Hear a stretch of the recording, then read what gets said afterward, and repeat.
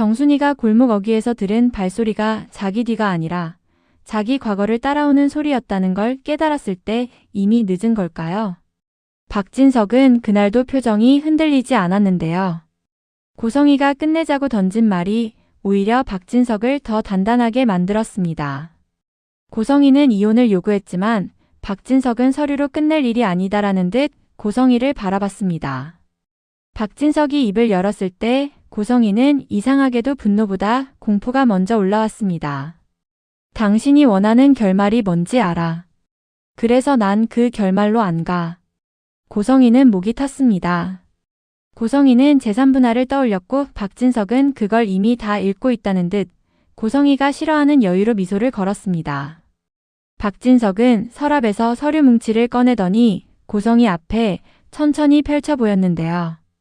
고성이 명의로 되어 있던 카드, 통장, 보험, 심지어 급하게 빼돌리려 했던 작은 계좌까지 정지라는 표시가 잔인할 정도로 깔끔하게 찍혀 있었습니다. 고성이는 그제야 깨달았어요. 박진석은 이혼을 안 해주는 게 아니라 이혼이라는 출구 자체를 막아버리려는 사람이었습니다. 당신은 이제 나한테서 빠져나가는 게 아니라 내가 허락한 범위 안에서만 숨쉬게 될 거야. 고성이는 치밀어 올라서 소리를 높였지만 박진석은 오히려 목소리를 낮췄습니다. 낮은 목소리로 내뱉는 말이 더 무서웠거든요. 오래 속였잖아. 그 값 이제부터 갚아. 고성이의 머릿속은 복잡해졌습니다. 고성이는 박진석이 26년이라는 숫자를 입에 올릴 때마다 심장이 찌그러지는 느낌이었습니다. 그 숫자 안에는 숨겨둔 아이의 기록, 사망 처리된 서류, 지워버린 이름, 그리고 되돌릴 수 없는 선택이 다 들어있었으니까요. 고성이는 박진석 사무실을 나오자마자 숨이 막혀 벤치에 주저앉았습니다. 눈앞의 풍경이 흐릿했는데요. 고성이의 시선은 하늘로 올라가지 않았습니다. 고성이는 바닥만 봤습니다. 바닥이 더 정직했거든요. 하늘은 너무 멀었고 바닥은 지금 자기 처지를 그대로 보여줬으니까요. 고성이는 곧바로 생각의 방향을 바꿨습니다. 고성이는 박진석에게 직접 부딪히는 건 불가능하다는 걸 알았어요.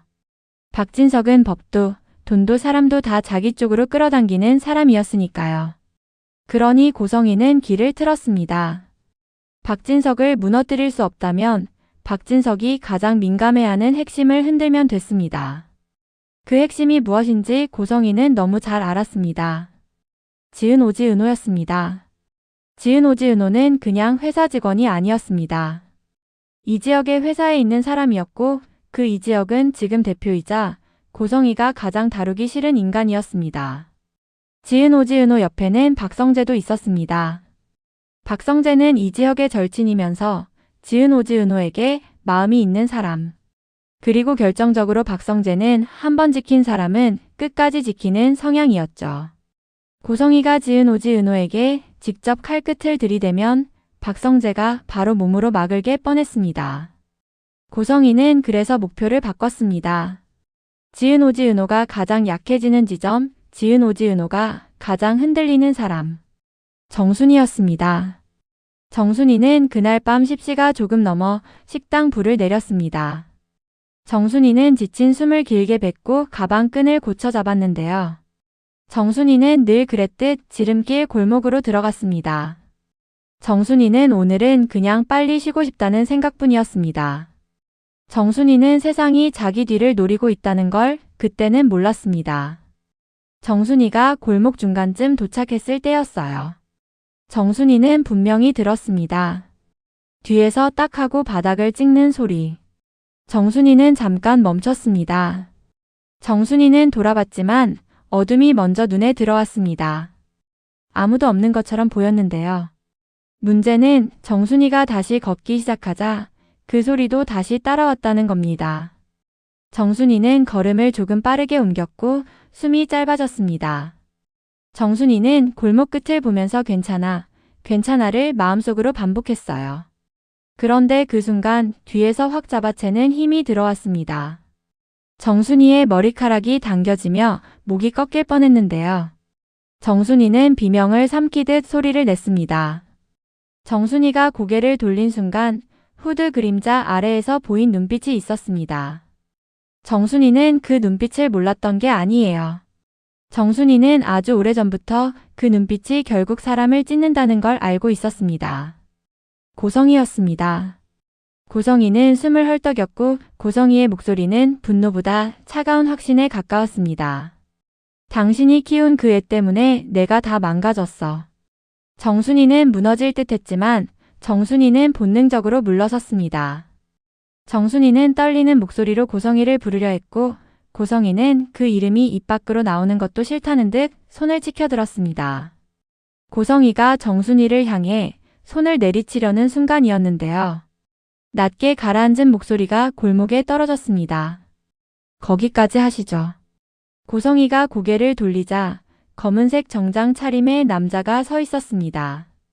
그 남자의 움직임은 망설임이 없었어요. 고성이가 반사적으로 뒷걸음치려는 찰나 남자는 한 걸음에 거리를 줄였고 고성이의 손목을 정확히 잡아 꺾었습니다. 고성이는 놀라서 욕설처럼 숨을 뱉었지만 남자의 힘은 흔들리지 않았습니다. 정순이는 바닥에 주저앉은 채 그 장면을 멍하니 봤습니다. 정순이는 누가 왜 여기 있는지 이해가 안 됐는데요. 남자는 이미 휴대폰을 꺼내 신고를 하고 있었습니다. 목소리는 침착했습니다. 침착함이 오히려 비정상적으로 느껴질 정도였어요. 경찰차가 도착했고 고성이는 현장에서 붙잡혔습니다. 고성이는 수갑이 채워지는 순간에도 정순이를 노려봤는데요. 고성이의 눈빛은 이게 끝이라고 생각하지 말라고 있었습니다. 정순이는 그 눈빛에 온몸이 굳었습니다. 여기서 더 충격적인 건 따로 있었어요. 정순이가 부축을 받으며 겨우 일어섰을 때 정순이가 그 남자에게 물었거든요. 당신은 누구세요? 남자는 잠깐 망설이는 듯 했지만 결국 답했습니다. 박성재 부사장님 쪽에서 부탁을 받았습니다. 정순이는 박성재라는 이름을 듣는 순간 더 혼란스러웠습니다. 정순이는 박성재가 왜 자기 이름을 알며 왜 자기 동선을 알고 왜 이런 위험을 미리 막았는지 이해가 안 됐습니다. 정순이는 그날 밤 집에 들어가서도 잠을 못 잤습니다. 정순이의 머릿속에선 한 문장만 떠돌았어요. 박성재는 대체 어디까지 알고 있는 거야? 그 사이 고성이는 경찰서 조사실에서 입을 다물었습니다. 고성이는 말하면 말할수록 불리해진다는 걸 알았거든요. 그런데 고성이가 입을 닫아도 세상은 고성이를 가만두지 않았습니다. 다음 날부터 소문이 돌기 시작했습니다. 재벌가 사모라는 단어가 빠르게 퍼졌고 식당 사장이라는 단어도 같이 붙었습니다. 누군가는 그 집 아들이 누구라더라 같은 말을 덧칠했고 누군가는 지은호 이름까지 끌어와 자극적으로 얹었습니다. 회사에서는 더 난리가 났습니다. 이지혁은 회의실에서 보고서를 받는 손이 미세하게 떨렸는데요. 이지혁은 표정을 숨기며 직원들을 정리했지만 지은호는 그 떨림을 봐버렸습니다. 지은호는 속으로 생각했어요. 이지혁이 흔들리는 이유가 사건 때문만은 아니라는 걸요. 이지혁의 몸 상태는 이미 경고등이 켜져 있었고 지은호는 그걸 알고 있었습니다. 지은호는 이지혁이 괜찮다고 말할수록 더 불안해졌습니다. 그때 박성재가 경찰서로 들어왔습니다. 박성재는 피해자 측 대리인이라는 절차를 밟아왔지만 사실 박성재의 마음속에선 다른 감정이 더 컸습니다. 박성재는 고성이를 보자마자 분노와 실망이 뒤섞인 얼굴이 됐습니다. 박성재는 고성이를 향해 차갑게 물었습니다. 정순이 씨까지 건드리려고 한 거예요. 지은호 때문에?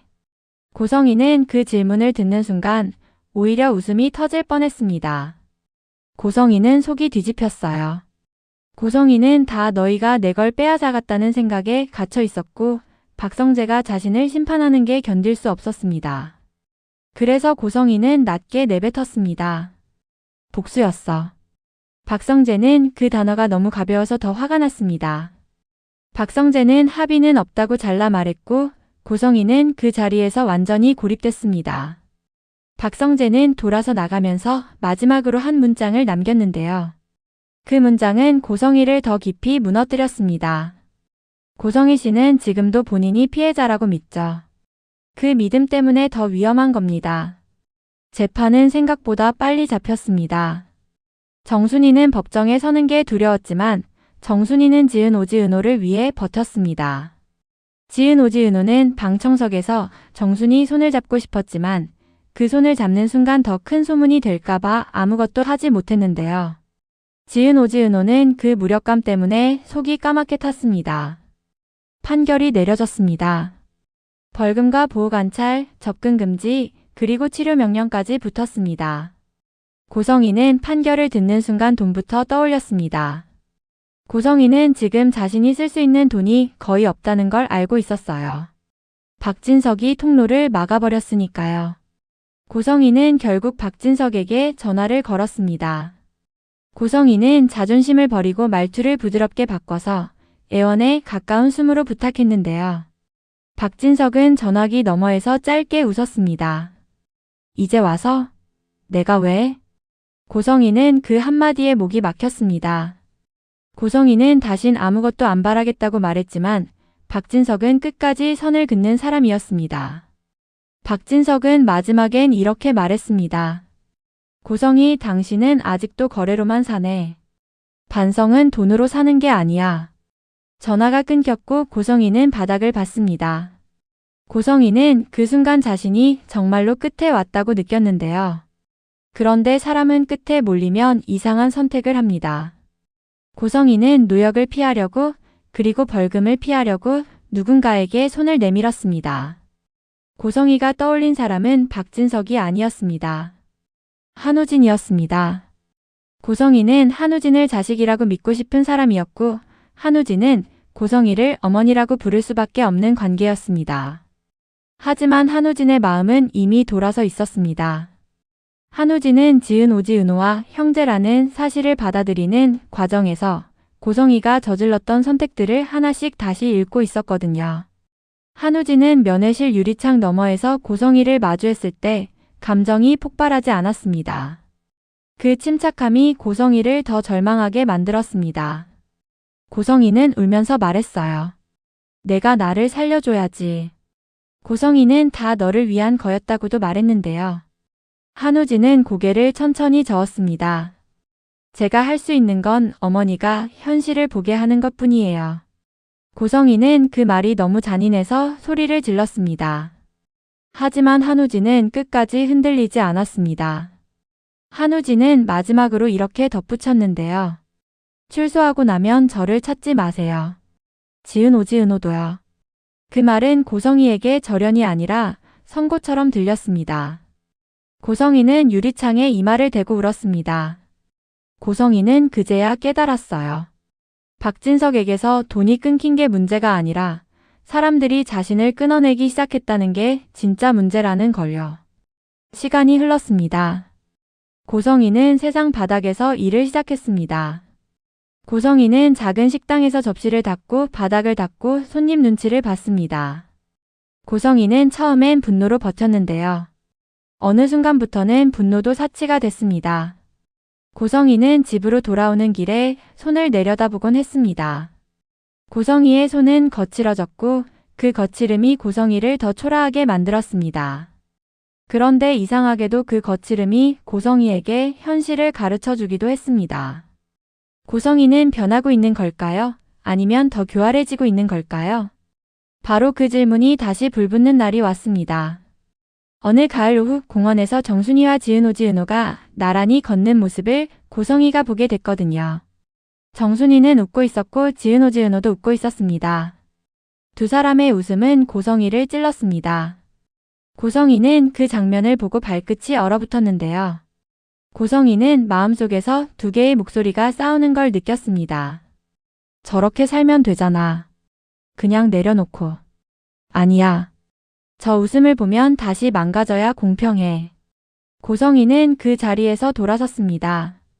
그런데 그 순간 고성희의 휴대폰에 낯선 번호로 메시지가 하나 들어왔습니다. 짧은 사진 한 장이었는데요. 사진에는 오래된 서류가 찍혀 있었습니다.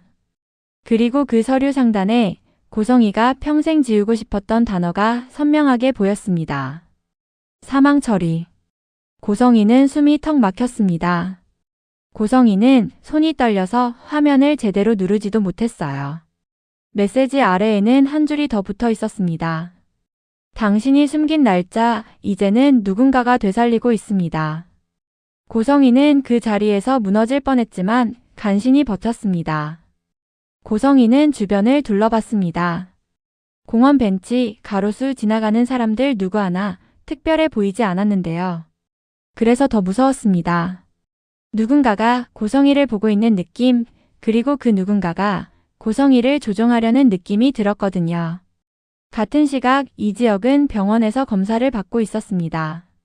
이지혁은 괜찮다는 말로 버티려 했지만 의사는 더 이상 돌려 말하지 않았습니다.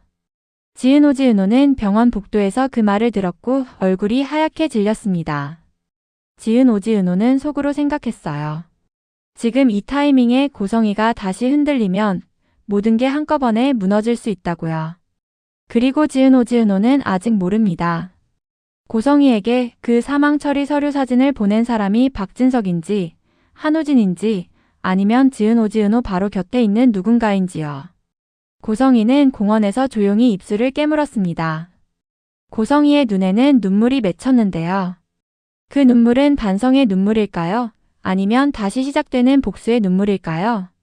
고성희는 천천히 휴대폰을 다시 들어 메시지를 확대했습니다.